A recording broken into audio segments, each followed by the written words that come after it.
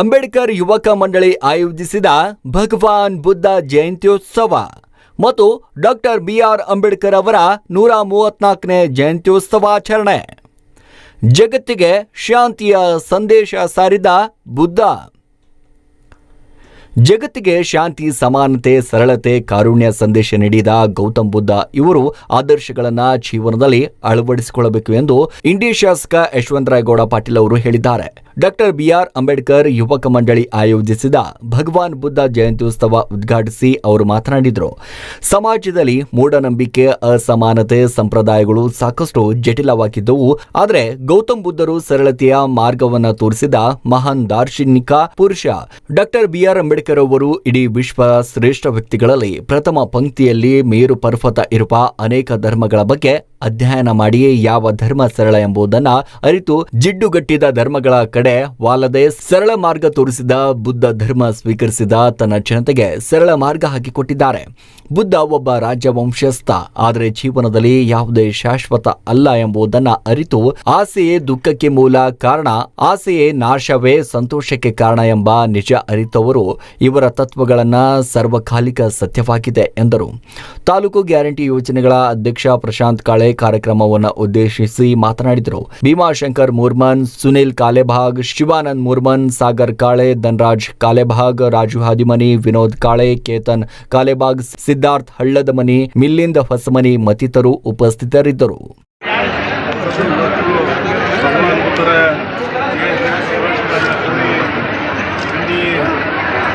ನಗರದಲ್ಲಿ ಭವ್ಯ ಪ್ರಮಾಣದ ಬೌದ್ಧರ ಒಂದು ಮೆರವಣಿಗೆಯನ್ನು ಚಾಲನೆಯನ್ನು ನಾವು ನೀಡಿದ್ದೇವೆ. ಬುದ್ಧ ಯುದ್ಧವನ್ನು ಎಂದು ಬಯಸಿಲ್ಲ. ಬುದ್ಧ ಶಾಂತಿಯಾಗಿ, ಶಾಂತಿಯ ದೂತನಾಗಿ ಈ ಪ್ರಪಂಚಕ್ಕೆ ಒಂದು ಸಂದೇಶ ಕೊಟ್ಟಿರ್ತಕ್ಕಂಥ ಮಹಾನ್ ಚೇತನ.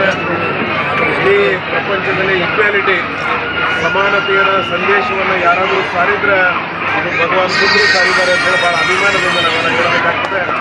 ಅದಕ್ಕಾಗಿ ಈ ದೇಶ ಕಂಡ ಅಪ್ರತಿಮ ನಾಯಕ, ಸಂವಿಧಾನ ಶಿಲ್ಪಿ ಡಾಕ್ಟರ್ ಬಾಬಾ ಸಾಹೇಬ್ ಅಂಬೇಡ್ಕರ್ ಅವರು ಯಾಕೆ ಬೌದ್ಧ ಧರ್ಮವನ್ನು ಸ್ವೀಕಾರ ಮಾಡಿದ್ರು ಅಂದರೆ ಸರ್ವರಿಗೂ ಸಮಾನವಾಗಿ ಕಾಣತಕ್ಕಂಥ, ಧರ್ಮವನ್ನು ಸಮನ್ವಯತೆಯಿಂದ ಕಾಣತಕ್ಕಂಥ ಯಾವುದಾದ್ರೂ ಪ್ರಪಂಚದಲ್ಲಿ ಒಂದು ಧರ್ಮ ಇದ್ರೆ ಅದು ಬೌದ್ಧ ಧರ್ಮ ಅಂತಕ್ಕಂಥ ಸಂದೇಶದಿಂದ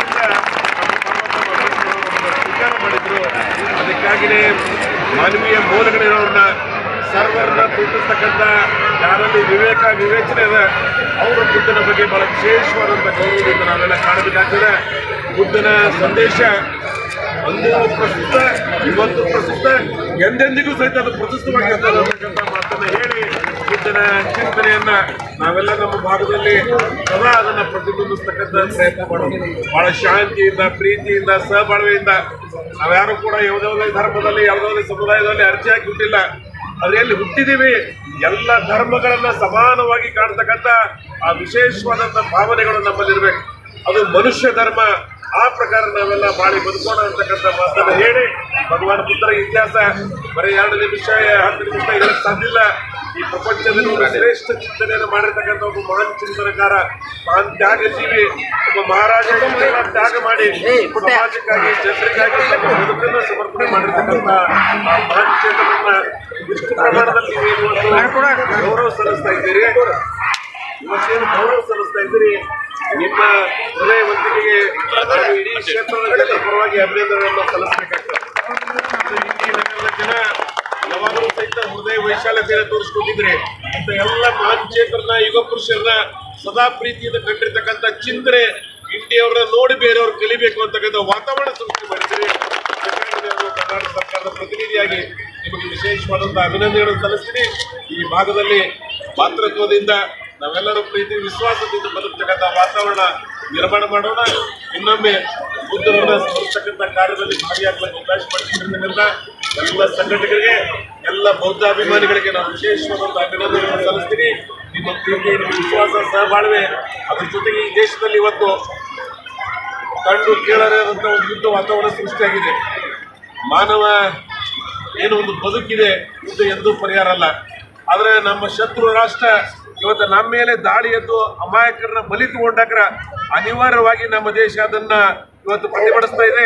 ಅದಕ್ಕಾಗಿ ದೇಶದ ಜೊತೆಗೆ 140 ಕೋಟಿ ಜನ ನಾವು ಒಗ್ಗಟ್ಟಾಗಿ ಅವ್ರ ಜೊತೆಗೆ ಇರಬೇಕಾಗ್ತದೆ. ಕೇಂದ್ರ ಸರ್ಕಾರ ಏನು ನಿರ್ಣಯ ಮಾಡ್ತದ ಅವ್ರ ಜೊತೆಗೆ ನಾವು ಇರಬೇಕಾಗ್ತದೆ ಅಂತ ಒಂದು ಸಂದರ್ಭದಲ್ಲಿ ಹುತಾತ್ಮರಾಗಿದ್ದಾರೆ.